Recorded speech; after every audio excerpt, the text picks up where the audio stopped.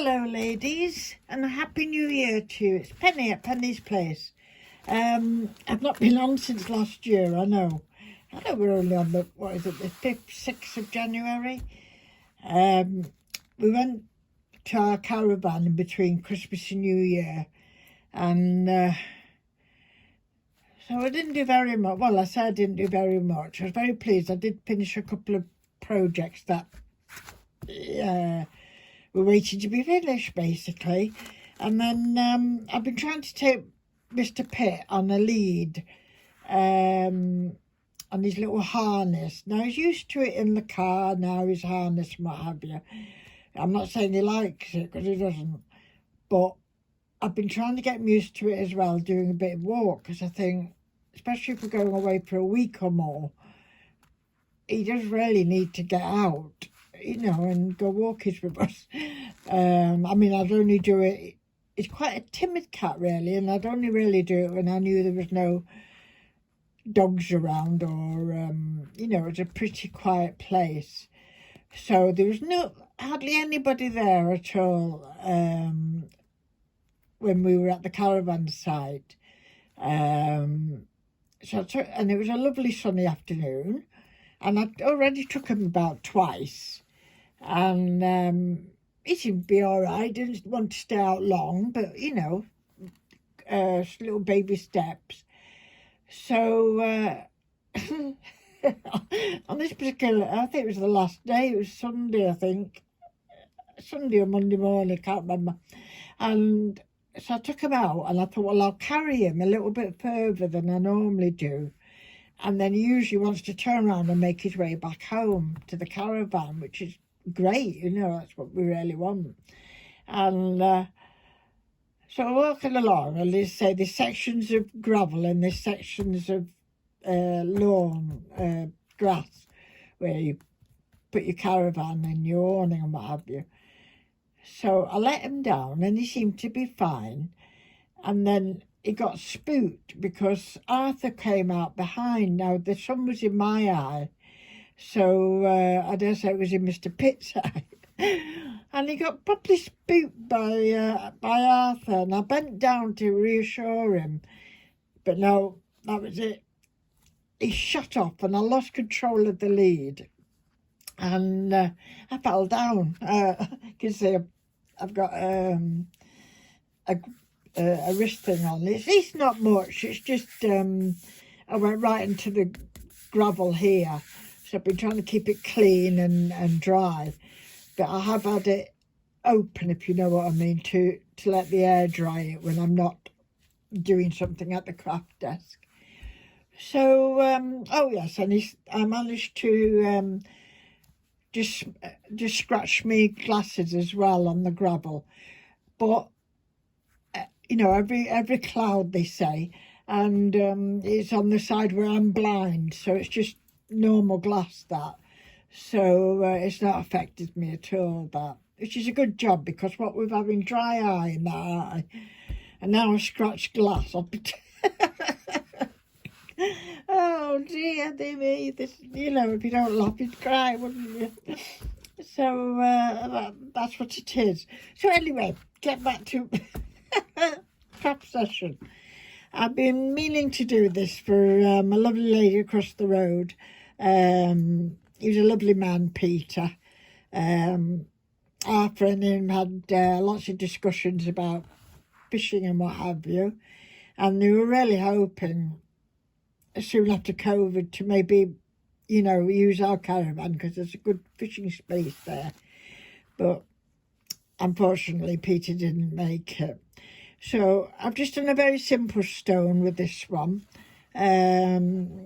Just dotting in it doesn't look, the light might not show the various shades, but I have gone light and then darker with different size dotting tools. And as he liked fish, I thought I'd just make a little fishing line and a little fish on it, and I'd give him a little gem in the eye. So I think that's quite nice. So hopefully Pat, his wife, will like it, and maybe just have it to remember Peter in the garden or somewhere. So that was that. I'm very pleased to have finished it. Oh, another thing I've finished, but I'm not showing you, is my cat. You know, my sitting down cat with embroidery flowers in the body. I've finished all the embroidery now, but I do want to show you when it's actually finished and on something, because a lot of my embroidery tends to go in a little leather suitcase I've got. And I think I'll put that in there and I'll do something with it later. And of course, later never comes, does it? So I'm determined to actually make a cushion out of it. What else have I been up to? I've had a play with my glass paint. I don't know if you want to know what. Oh, hang on. What make it was. I used that one. Oops, I used that one. Let's put that out the road. That one. Okay. And I've also got, and I use this as a liner. She's by the same people. And I picked this up in the hobby shop.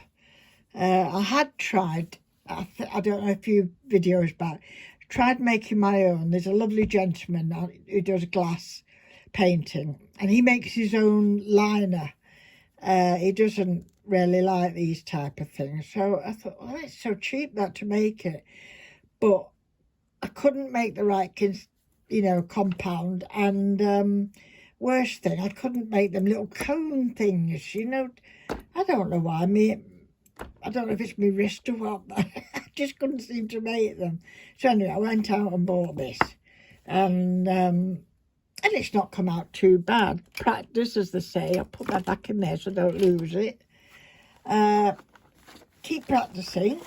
I'd like to do some, like, on our little vases and jars that we do for jam and candles. But this is what I started off as. I picked these up about 50 pence in charity shop. There is 2 of them, and I think there's a pink one downstairs.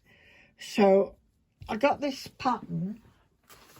I'll show you. I got this pattern from this book, which I got from, I think it's Dover. Who is it, Dover? I think it's from Dover. Dover books. They do very nice selection and books in Dover books.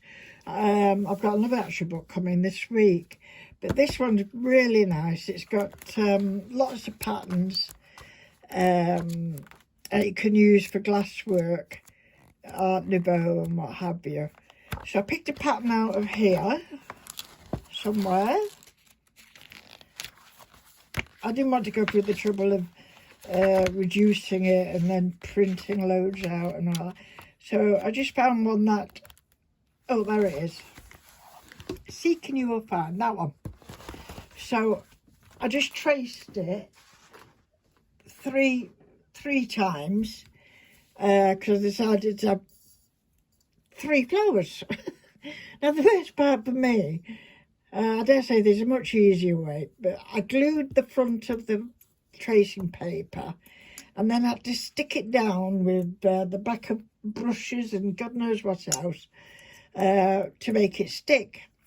And the inside of that glass was pretty messy, I tell you, with lots of glue in it.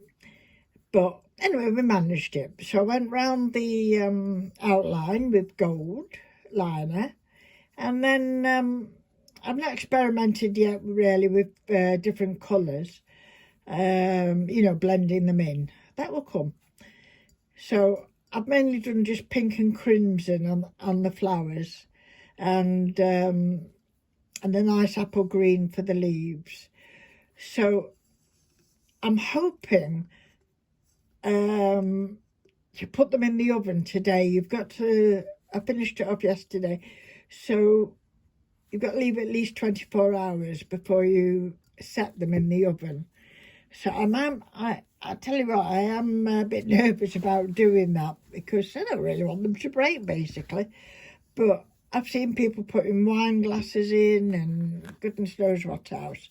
So yeah, so I got them all nice and clean again with plenty of warm water and an old brush, little scrubby brush, something like that, in there, scrubbing away. And then I poured in a bit of alcohol just to clean them properly.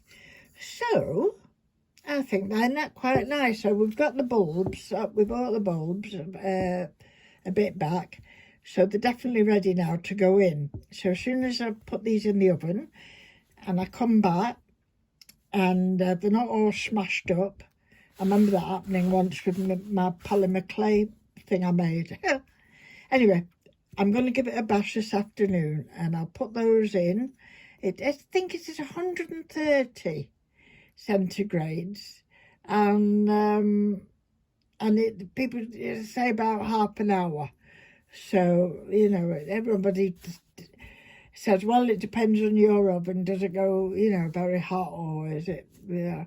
So it's trial and error in a way, isn't it? So, but somebody I know did say put it in on a cold oven and allow that, you know, that time to make it warm up. So it's an extra 10 minutes or whatever it is, to add that to your time as well. So we'll have a bash with that. And Art's been saving me nice lots of jars and bottles. There's a couple of little projects I want to try with bottles and that. So I'm collecting them now, aren't I? But my desk is a bit of a mess at the moment, because I've been watching Scrimping Mummy, Amanda, and she's got a little something out. It's just for fun. It's not a swap, but it's on YouTube and Facebook, and it's just altering playing cards. Well, I found normal playing cards, and then I found these, which I dare say I either bought or they're from Adam or what have you. So it's all birds and animals. So I picked mainly them that I think I'm not going to be using. You never know, I most probably want that bald eagle. Anyway, these are the ones I picked. And these are the ones I'm going to alter. I think she's done 4. That's that one, a grizzly bear. So, you know, with all a similar theme type of thing. The prompt is wintertime, which is a bit of a pest because I put away all my Christmassy, wintry type products away. But so we're going to have to go on with what I found around me. So that's what was going to be messing up my table today. So, so you'll know what I'm up to. So I've just found some music paper, dyed music paper. It says Unfinished Symphony. Bit like me, that, isn't it? Everything's unfinished. So I'm going to go and do that.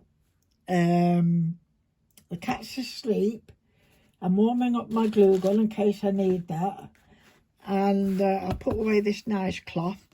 And I'll talk to you again very soon. I don't think there's anything else, but I will come back.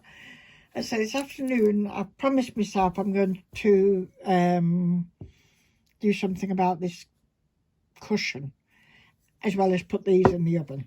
So that's my day planned. So I'll love you and leave you. Stay safe. It's a horrible rainy day today. Bye for now. Bye.